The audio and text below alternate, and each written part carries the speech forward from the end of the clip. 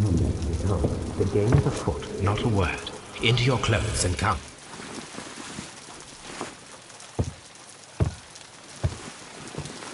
I'll wait for you in the sitting room. I've just received a note from Inspector Lestrade, a letter from the suburbs. He is in need of my presence. Whenever he has asked for my assistance, it has always turned out to be entirely justified.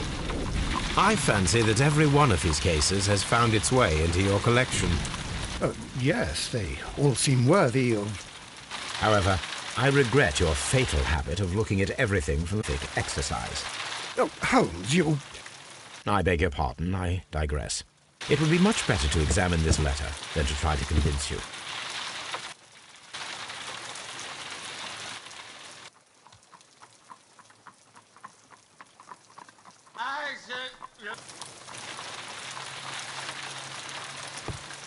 The letter is on the table, Holmes. You should take a look.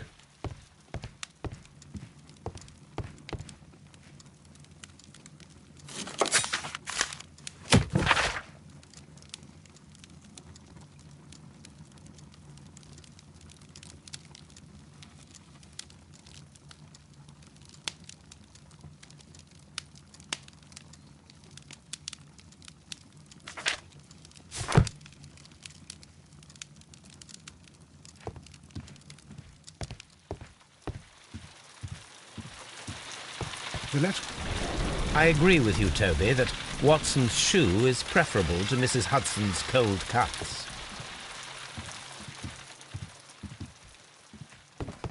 The letter is on the table, Holmes. You should take a look.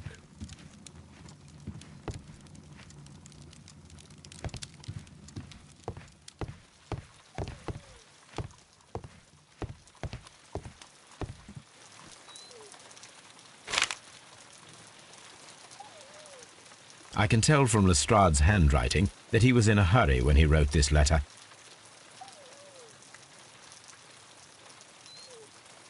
A wax seal with the monogram E.B.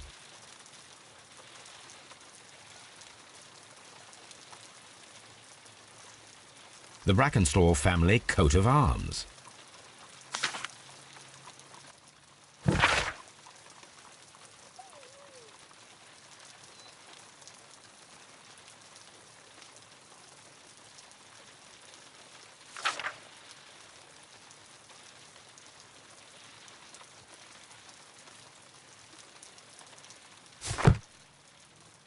So, what is it, Holmes? Promising, as always. It appears to be a case of murder. So you believe that Sir Eustace is dead? I should say so. Lestrade wouldn't have sent for me for less. His writing shows considerable agitation, and he is not an emotional man. These people belong to high society. The quality of the writing paper, the E.B. monogram, their coat of arms. The crime was committed before midnight. Holmes, how can you possibly tell? Well, it is all thanks to Lestrade. He wrote his letter at 3:30 in the morning. Imagine the chain of events before that. The local police had to be called in. Scotland Yard was notified. Lestrade himself had to make haste there, and finally compose the letter he sent to me. All of that makes for a fair night's work. It makes sense. Lestrade also speaks of the woman he released. That seems to indicate that she had been held somewhere during the crime. Much time has been wasted. Let us find a cab and go to Abbey Grange immediately. I live in hope of an interesting morning.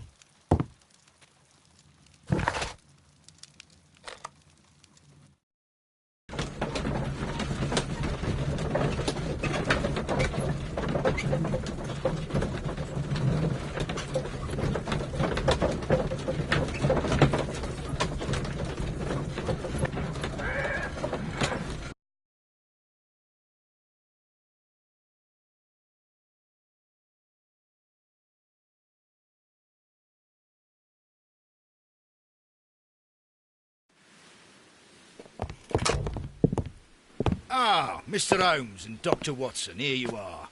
I'm very glad that you have come, but perhaps I should not have troubled you after all. And what? Her senses, and she has given so clear an account of the affair that there is not much left for us to do. You remember that Lewisham gang of burglars? What, the three Randalls? Exactly. The father and two sons. It's their work. They stole a silver service, which is of great value. Sir Eustace Brackenstall is dead, then? Yes.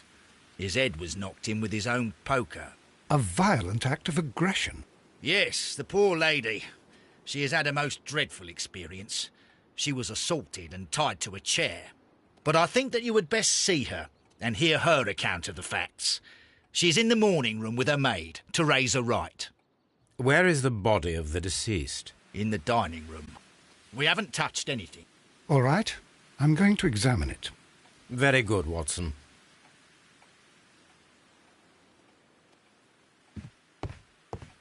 Lord Ramsay Brackenstall. Baron Lyndon Brackenstall.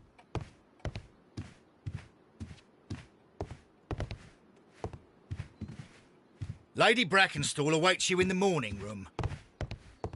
Lord Brigham Brackenstall. Sir Warthen Brackenstall.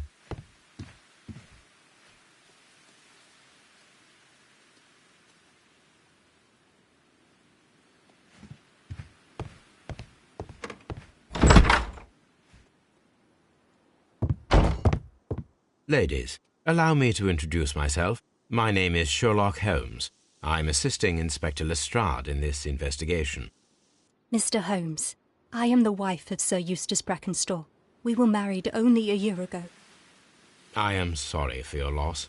Please accept my deepest condolences. I suppose that it is no use my attempting to conceal that our marriage has not been a happy one.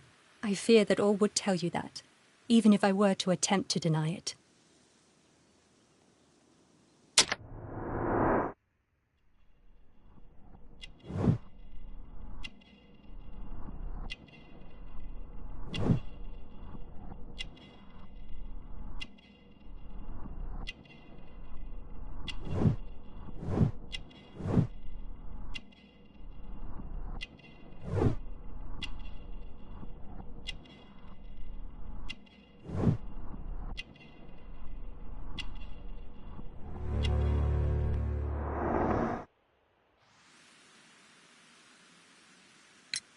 Can you describe to me the events of yesterday evening? Is it really necessary? I have already told Inspector Lestrade all that happened. Yes, madam, it is. I will tell you then. Sir Eustace retired about 10:30. I sat in this room until after 11, absorbed in a book. Before I went upstairs, I entered the dining room to fetch a candle and... oh God. Please, go on. As I approached the French window, I found myself face to face with an elderly, broad-shouldered man who had just stepped into the room. Close behind the first man, I saw two others. One of them struck me a savage blow with his fist and felled me unconscious to the ground. And then? When I came to myself, I found that they had secured me tightly to a dining room chair. It was at that instant my unfortunate husband entered the room. He fought with the intruders? Yes, I think he had heard them, for he was holding his stick. But they were three, and he eventually succumbed. One of them, the elder one, struck him a terrible blow with the poker. I fainted once more. When I opened my eyes, they had withdrawn. Then my brave Teresa came to my assistance. Did these three villains steal anything? Yes, I found that they had taken the silver from the sideboard, but you can see for yourself in the dining room. You mentioned that your marriage was not a happy one. Was there anything specific that was troubling you? He was not a nice man when he was drunk, and he suffered from dark moods, but nothing else.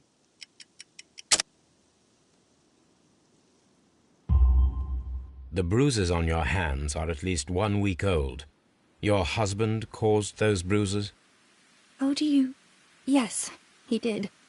He was very angry at the time. Out of control. Again. Sir Eustace was a drunkard. To be tied to such a man for life is worse than death. Your ladyship?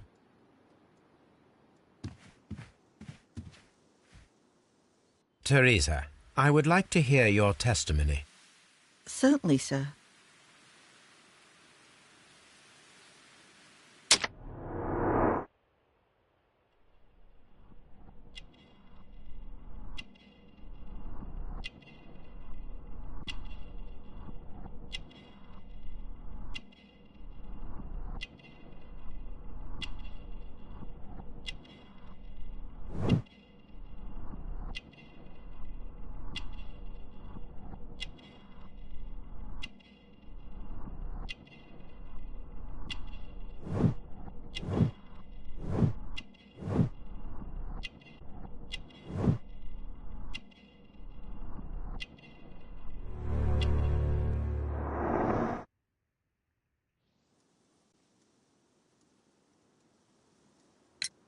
As I sat by my bedroom window, I saw 3 men in the moonlight down by the lodge gate. But I thought nothing of it at the time. Oh, if I'd known. And then? I went to bed, and it was more than an hour after that I heard my mistress scream. And down I ran, to find her tied to the chair and him on the floor with his head smashed. That's all I know.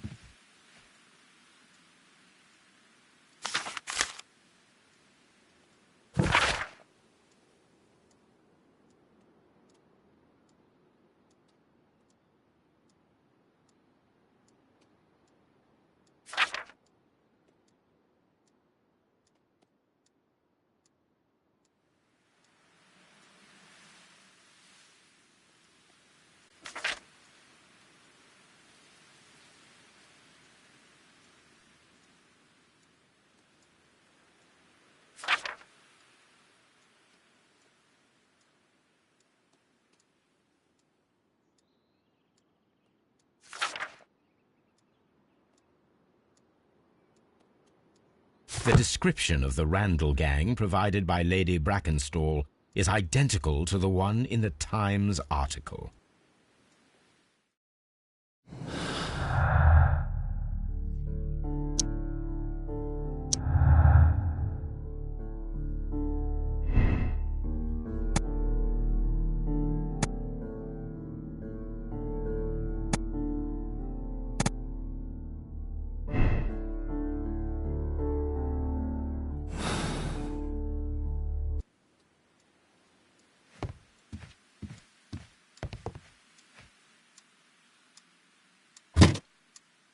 This photograph of Lady Brackenstall and her maid Teresa was taken at a port, but which one?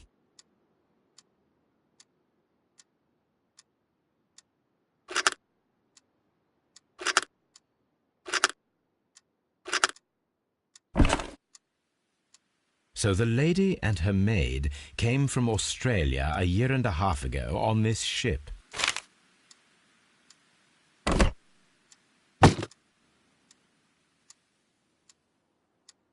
A trapper's hut.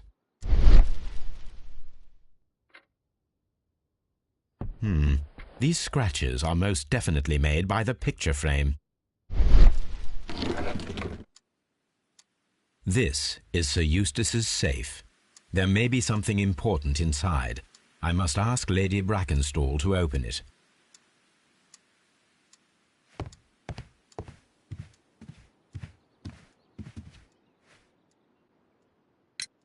Lady Brackenstall, could you open this wall safe? No, it is my husband's safe. I do not know the combination. We have to open it. Your ladyship?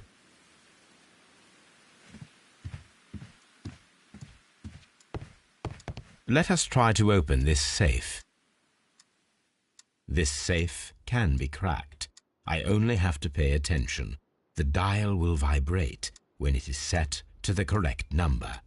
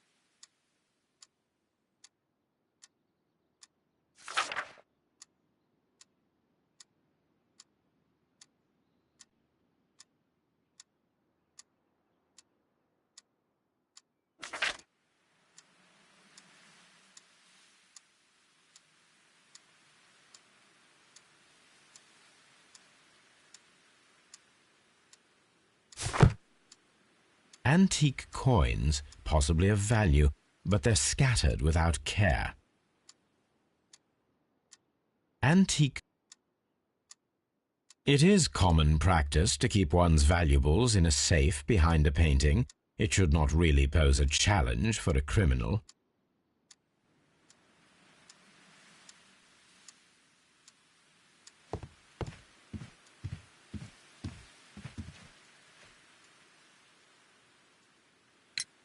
Sir Eustace's doctor speaks of his violent behaviour. Yes, Sir Eustace was an extremely violent man. A detestable human being, to be more precise. It is true that he once threw a decanter at me, and all because I dared to stand up to him in defence of my mistress. Sly devil. God forgive me that I should speak of him so now that he's dead, but a devil he was, if ever one walked the earth. We met him only 18 months ago. She'd only just arrived in London. Yes, it was her first voyage. She'd never been from home before. Wonder with his title and his money and his false London ways. If she made a mistake, she has paid for it, if ever a woman did. She doesn't have any friends here, so it was specially hard for her.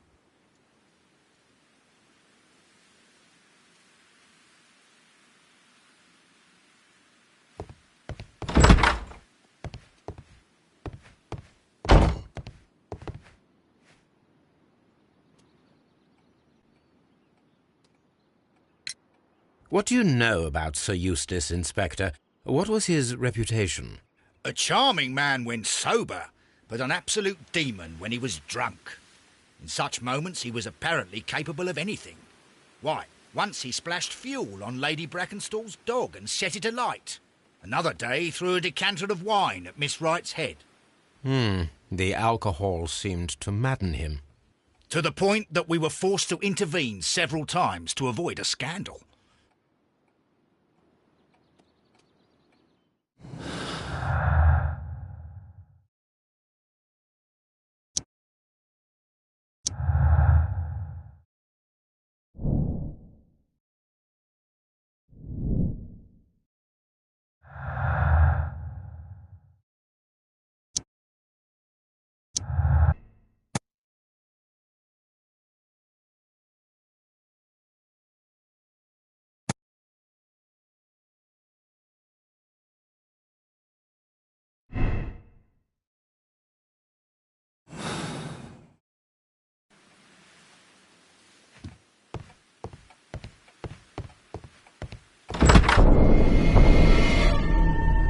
You should examine the body of Sir Eustace Brackenstall.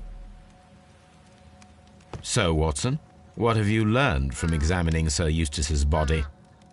Well, I can confirm that the death was instant. Sir Eustace was facing his attacker when he received the blow to his head. There are no other apparent injuries.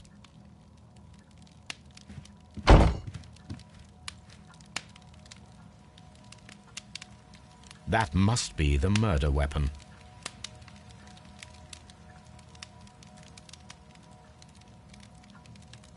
The head was cracked with the force of the blow. Barefoot, he had therefore been in bed and did not have time to fully dress. Quite a large stick, a formidable weapon.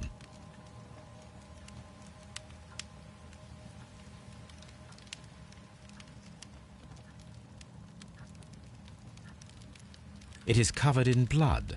Sir Eustace might have struck his head upon it while falling from the blow. That is one possible explanation.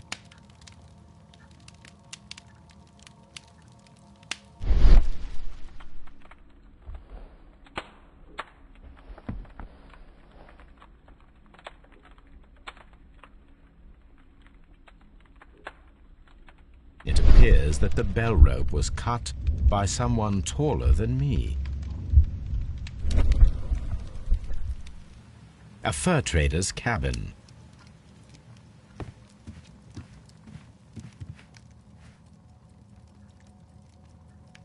Sailor's knots. That's interesting. This rope was handled by the murderers. We need a scent hound to follow their trail. I will take it with me. This is the chair that Lady Brackenstall was tied to.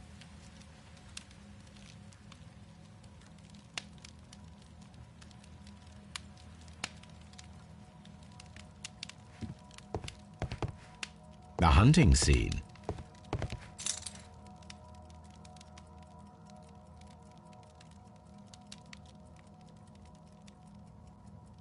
These wine bottles are expensive and mostly from France.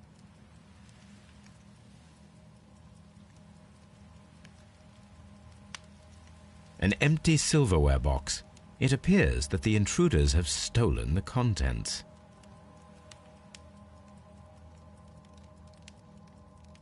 A bottle of wine is missing here.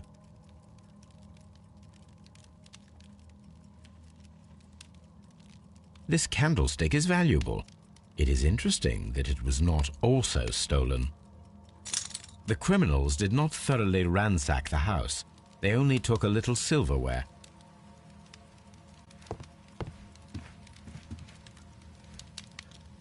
A decanter standing next to the open bottle. An inseparable pair indeed.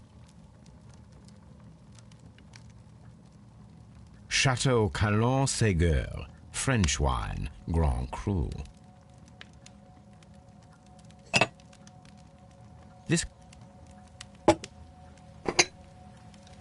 This glass has some wine traces, but no visible beeswing.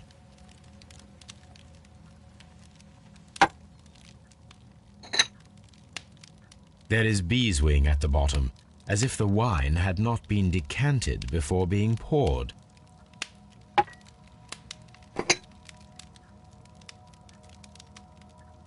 This glass has some wine traces, but no visible beeswing. It is rather strange that only one of these glasses has dregs of beeswing inside it, while the other two are clear.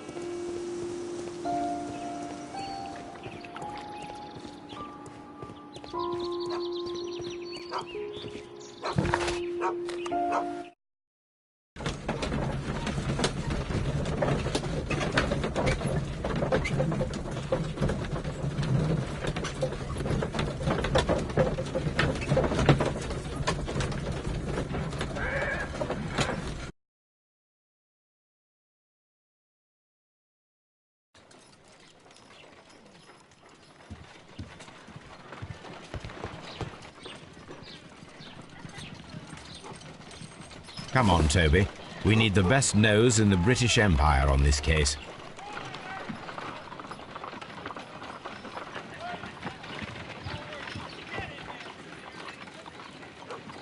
Let us see how the rope was cut.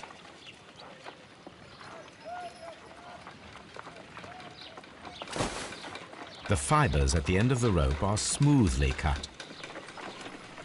Let us try to find out what tool was used to cut the rope.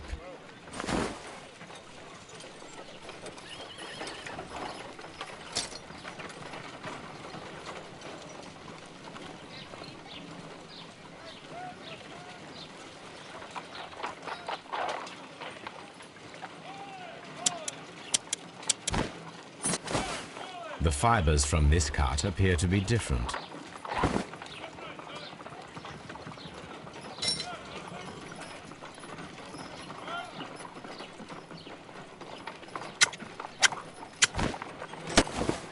The fibres from this cut appear to be different.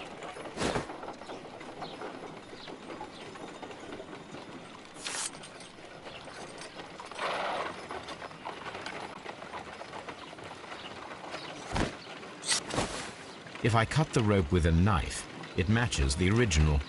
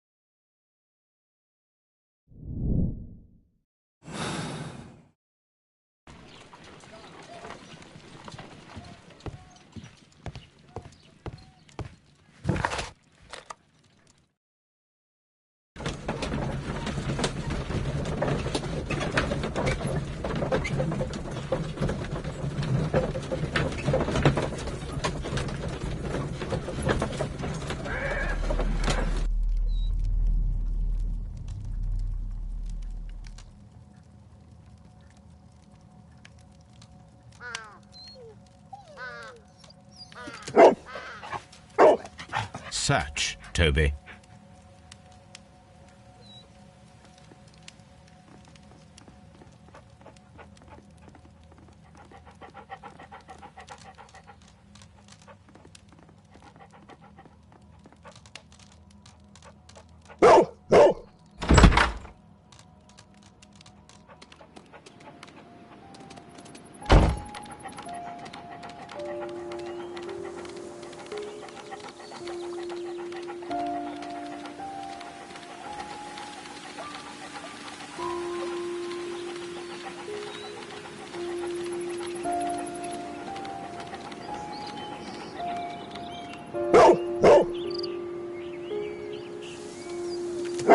The intruders entered the shed for some reason when they were making off with the silverware.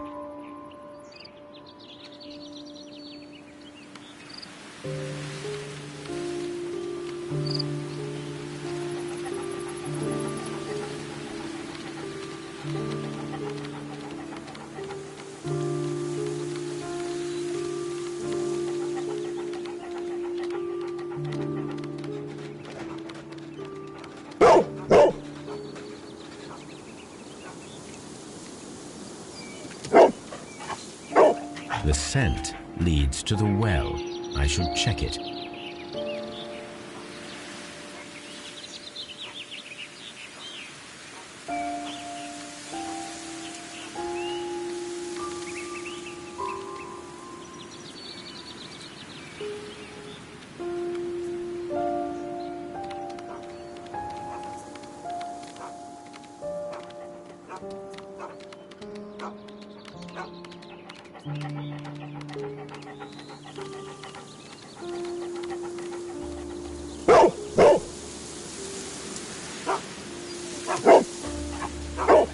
The intruder's trail is lost behind this wall.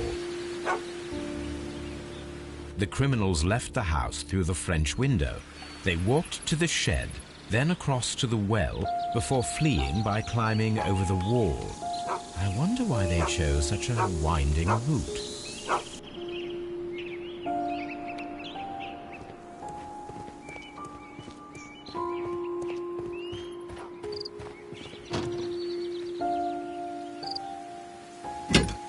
This hook might be useful. This old suitcase sounds hollow. It must be empty. Small gardening tools, nothing of great interest. Bags of seed. Some empty bags were recently moved.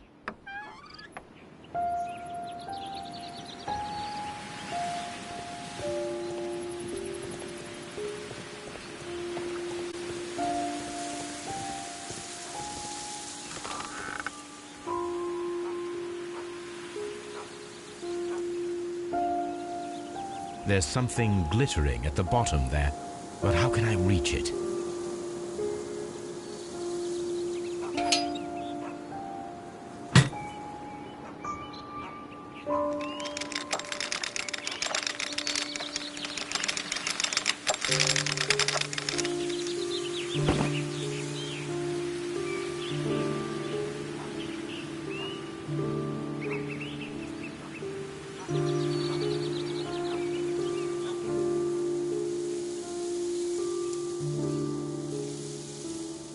Silverware. This is hardly a coincidence.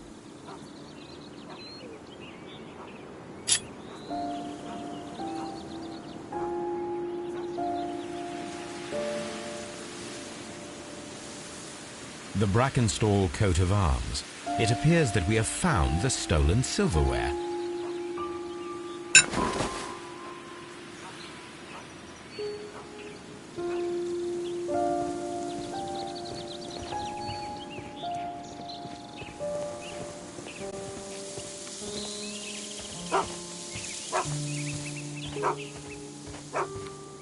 The intruder's trail is lost behind this wall.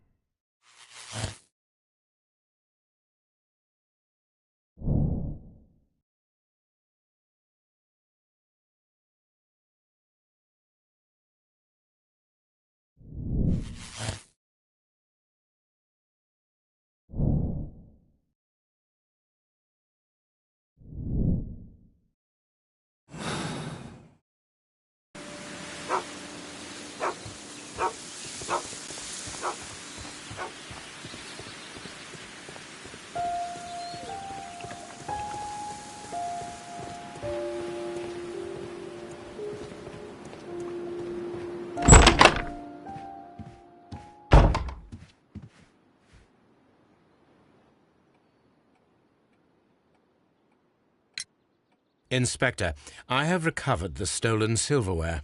You are a wizard, Mr. Holmes. And where is it? In the garden well. Excuse me? Unique, isn't it? Rather absurd. What is the point of stealing silverware and then throwing it down into a well? Perhaps it was used as a temporary hiding place, or simply the thieves wanted to get rid of it.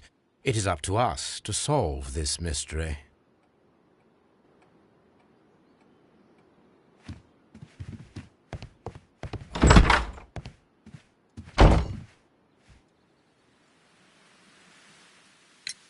There are 3 glasses on the dining room table. I was wondering if... Oh, I forgot. When I came to myself the first time, each of them had a glass in his hand. They might have been a father and his 2 sons. They talked together in whispers, and then they left. We found your silverware, Lady Brackenstall. It had not been taken very far. Is that true? I am very thankful to you, Mr. Holmes. Your ladyship?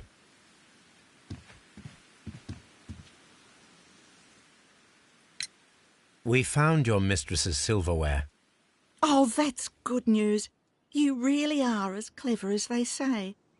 Indeed.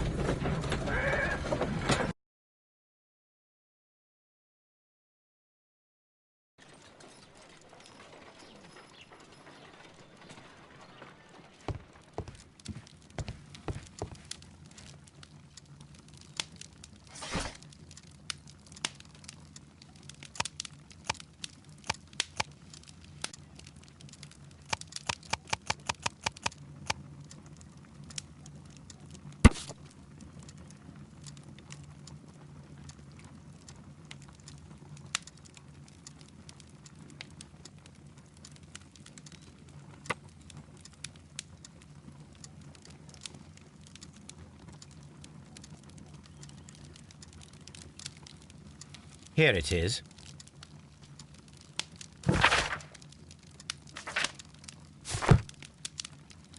The shipping company, the Adelaide, Southampton, London line, and its address. Interesting.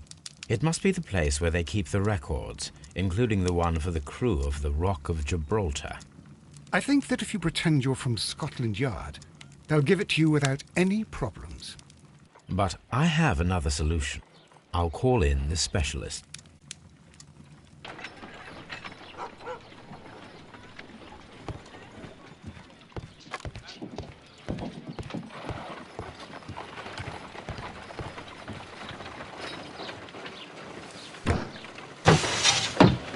Wiggins, could you come upstairs, please?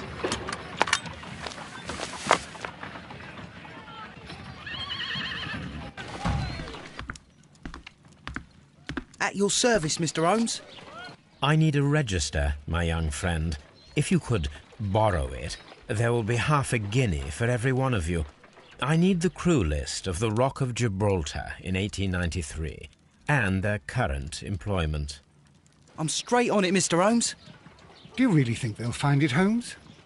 My secret police is better than the Yard in many ways.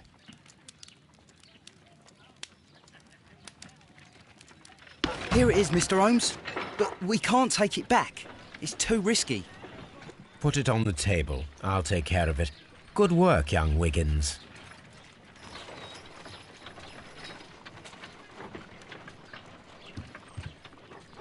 This list shows the senior officers of the Rock of Gibraltar, on which Lady Brackenstall and her maid made their voyage. Lady Brackenstall does not know anyone in England. This must mean that someone on this list is our mysterious visitor. And these are the lists of the senior officers of the Adelaide, Southampton, London line ships. Let us find out who was in London upon November the 7th.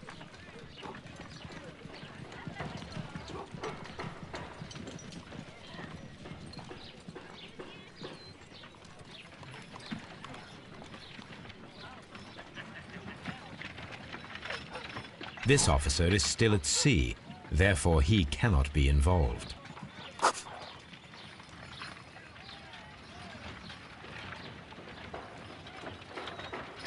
This officer is still at sea, therefore he cannot be involved.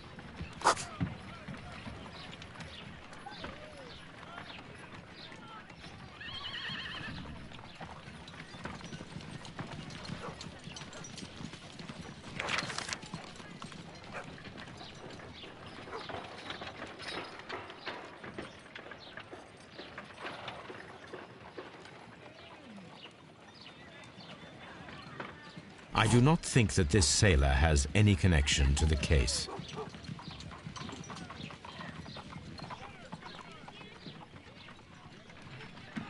This officer was on a ship that sailed half a month ago.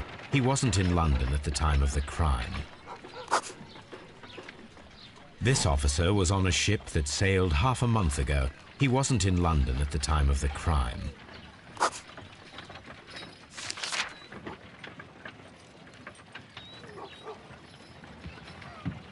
Mr. Jack Crocker was in London upon the date of the crime, and he is due to depart in 2 days.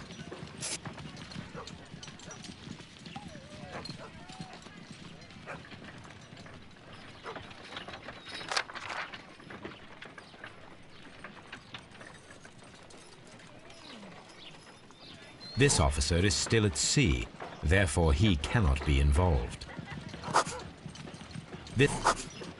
Captain Jack Crocker is our mysterious visitor. He was the only one around at the time of the murder.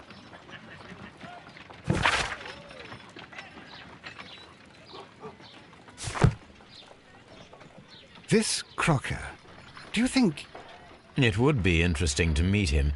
Our young friend should be able to find him.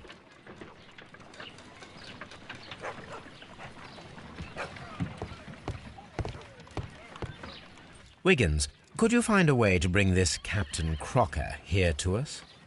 Here? Holmes, that could be dangerous. No problem, Mr. Holmes.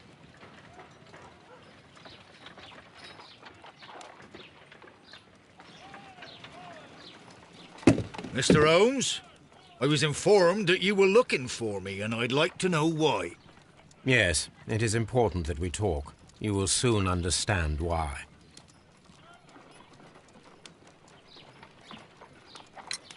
You are acquainted with Lady Mary Brackenstall, are you not? Yes, I think I do remember her, from when I was first officer, but I still don't see... It seems your relationship went beyond that of mere passenger and first officer. How dare you? Indeed, how reckless a feeling is love, particularly if one is prepared to commit a murder in its name. Explain yourself this instant. You are aware that the murder made the headlines of the morning press. You read the newspaper report, but to your dismay, found it much fabricated. Once you learned that I wanted to see you, you came straight away. You needed to know what I had found. You... and what do you know? That evening, you were with Lady Brackenstall, despite the danger. I'm not afraid, Mr. Holmes. Besides, all of this is just guesswork. You would be right if there was no evidence. What then?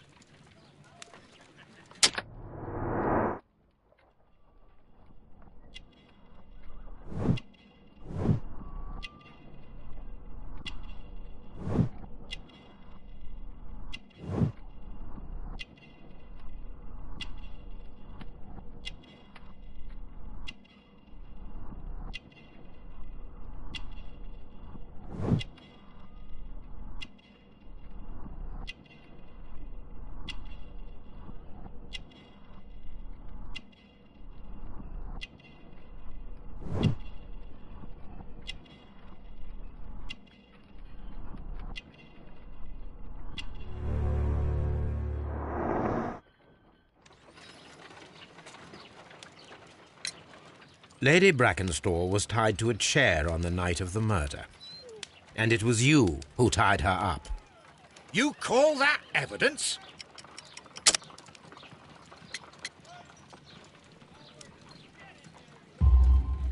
Yes, as she was tied with a sailor's knot. Your handiwork. So, it's a sailor who's done it. That proves nothing, Mr. Holmes. I'm not the only sailor in London right now.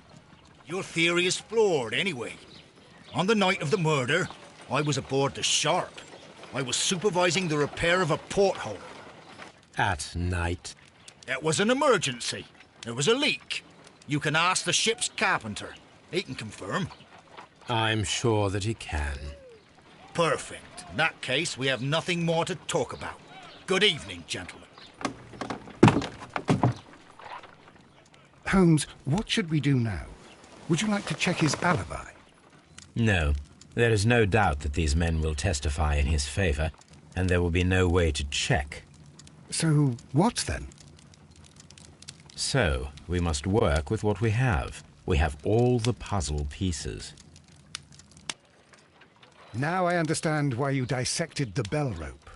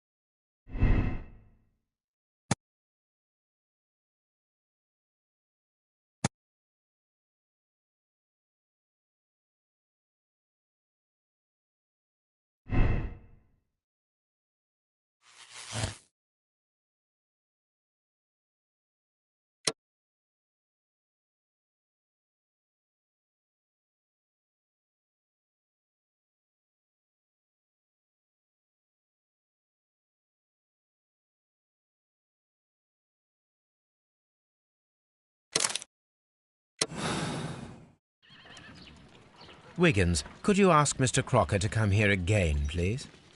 Right away.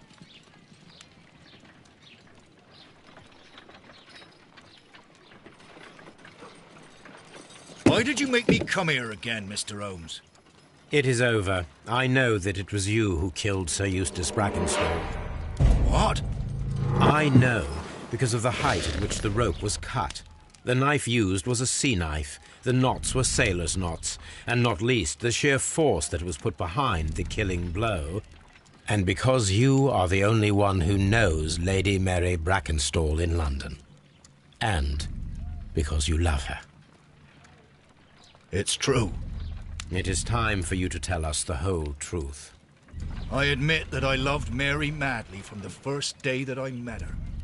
But I never did come to visit her, for I believed that she was in a happy household.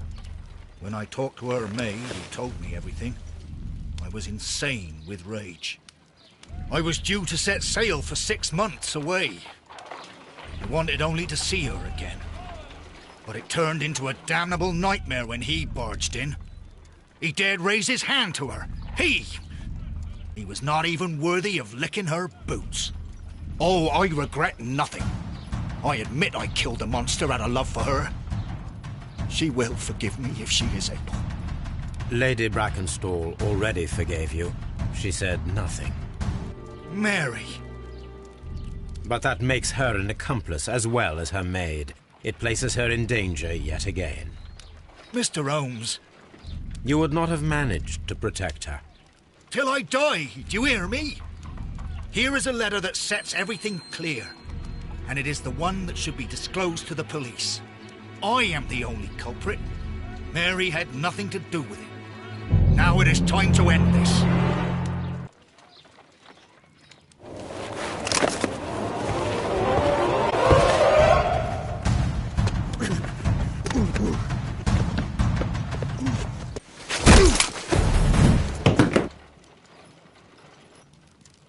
You should have let me die.